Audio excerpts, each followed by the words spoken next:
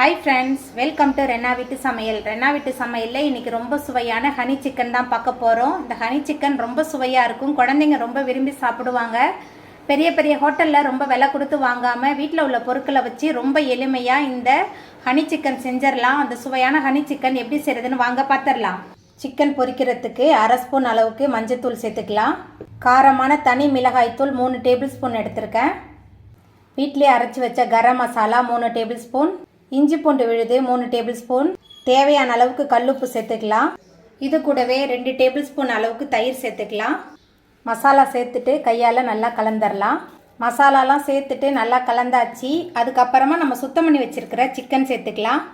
Chicken மஞ்சத்தூள் சேர்த்து நான் சுத்தம் பண்ணி வச்சுருக்கேன். சிக்கன் சேர்த்துட்டு நல்லா கலந்துடலாம். வீட்டில் உள்ள பேசிக் மசாலா பொருட்களை வச்சு சூப்பராக அந்த ஹனி சிக்கன் செஞ்சிடலாம். ரொம்ப சிம்பிளாக தான் இருக்கும். குழந்தைங்க ரொம்ப விரும்பி சாப்பிடுவாங்க. இப்படி ஒரு முறை நீங்கள் ட்ரை பண்ணி பாருங்கள். மசாலா சிக்கன் எல்லாத்தையும் சேர்த்துட்டு நல்லா கலந்தாச்சு. அதுக்கப்புறமா இதில் 6 டேபிள் ஸ்பூன் அளவுக்கு சோள மாவு சேர்த்துக்கலாம். 3 டேபிள் ஸ்பூன் அளவுக்கு மைதா மாவு சேர்க்குறேன். என்கிட்ட அரிசி மாவு இல்லை, அதனால் நான் மைதா மாவு சேர்த்துருக்கேன். உங்ககிட்ட அரிசி மாவு இருந்தால் நீங்கள் அரிசி மாவு சேர்த்துக்கோங்க. அதுக்கப்புறமா ஒரு முட்டை சேர்த்துக்கலாம். சேர்த்துட்டு எல்லாத்தையும் நல்லா கலந்து வச்சிடலாம். மாவு பொருட்கள், முட்டை, சிக்கன் எல்லாமே சேர்ந்து நல்லா கலந்து வரணும். நல்லா கலந்து வச்சிடலாம்.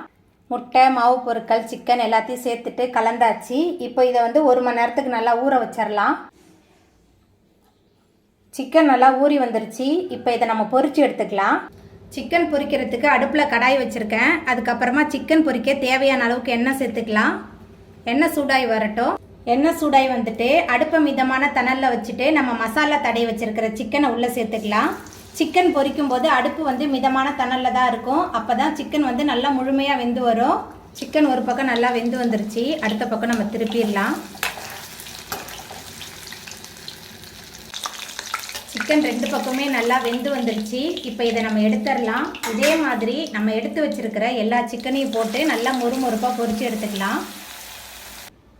அடுப்பை மிதமான தணலில் வச்சு சிக்கன் எல்லாத்தையுமே பொரித்து எடுத்துட்டேன். அதுக்கப்புறமா இதை ஒரு சாஸில் போட்டு பெரட்டி எடுக்கணும். அந்த சாஸ் எப்படி பண்ணுறதுன்னு பார்த்துடலாம். சாஸ் பண்ணுறதுக்கு சிக்கன் பொரித்த அதே எண்ணெயே 3 டேபிள் ஸ்பூன் அளவுக்கு சேர்த்துக்கலாம். எண்ணெய் சூடாயிட்டு அதுக்கப்புறமா நீல வாக்கில் நறுக்குன 2 பெரிய வெங்காயம் சேர்த்துக்கலாம். கூடவே 10 பூண்டு பல் பொடியாக நறுக்குனது சேர்த்துட்டு நல்லா கலந்து விட்டு வதக்கிடலாம். ரொம்ப சுவையாக இருக்கும் இந்த சாஸ். வெங்காயம் பூண்டு சேர்த்துட்டு நல்லா கலந்து விட்டு வதக்கியாச்சு. ரொம்ப நேரம் வதக்கணும்லாம் கிடையாது.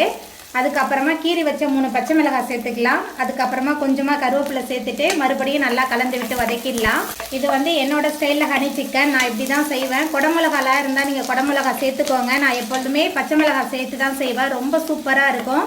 ஒரே மாதிரி செய்து கொடுக்காம இந்த மாதிரி டிஃப்ரெண்ட்டாக செஞ்சு கொடுத்தா குழந்தைங்களும் ரொம்ப விரும்பி சாப்பிடுவாங்க. பெரிய பெரிய ஹோட்டலில் ரொம்ப விலை கொடுத்து வாங்காமல் வீட்லேயே ரொம்ப சூப்பராக செஞ்சிடலாம். வெங்காயம் பூண்டு பச்சை மிளகாயெல்லாம் சேர்த்துட்டு நல்லா கலந்து விட்டு வதக்கியாச்சு. அதுக்கப்புறமா இதில் உப்பு வேணும்னா நீங்கள் சேர்த்துக்கோங்க. நான் உப்பு சேர்க்கல, ஏன்னா டொமேட்டோ கெச்சப்பில் உப்பு இருக்கா, அதனால் உப்பு சேர்க்கல. 3 டேபிள் ஸ்பூன் அளவுக்கு கெச்சப் சேர்க்குறேன். அதுக்கப்புறமா 3 டேபிள் ஸ்பூன் அளவுக்கு தேன் சேர்த்துக்கலாம். இது ஒரிஜினல் தேன். கூடவே கொஞ்சமாக மிளகுத்தூள் சேர்த்துக்கலாம். 1/2 ஸ்பூன் அளவுக்கு சேர்க்குறேன். சேர்த்துட்டு நல்லா கலந்து விட்டுடலாம். எல்லாத்தையும் சேர்த்துட்டு நல்லா கலந்து விட்டாச்சு. இதுக்கப்புறமா நம்ம பொரிச்சு வச்சுருக்கிற சிக்கன் சேர்த்துக்கலாம். சிக்கன் சேர்த்துட்டு மிதமான தணலில் வச்சு நல்லா கலந்து விட்டுறலாம். சிக்கன் சேர்த்துட்டு நல்லா கலந்தாச்சு. நம்ம சேர்த்த சிக்கன் அதுக்கப்புறமா தேன் சாஸ் எல்லாமே சேர்ந்து நல்லா கலந்துருச்சு. ரொம்ப சுவையான ஹனி சிக்கன் சூப்பராக ரெடி ஆகிட்டு இப்போ நம்ம அடுப்பு ஆஃப் பண்ணிடலாம். அவ்வளோதாங்க, ரொம்ப சுவையான ஹனி சிக்கன் சூப்பராக ரெடி ஆகிட்டு. இந்த சுவையான ஹனி சிக்கனை நீங்களும் உங்கள் வீட்டில் செஞ்சு பாருங்கள். இந்த வீடியோ உங்களுக்கு பிடிச்சிருந்தா லைக் பண்ணுங்கள், ஷேர் பண்ணுங்கள், கமெண்ட் பண்ணுங்கள், சப்ஸ்கிரைப் பண்ணுங்கள். அப்படியே பக்கத்தில் உள்ள பெல் பட்டனை கிளிக் பண்ணிடுங்க. நன்றி.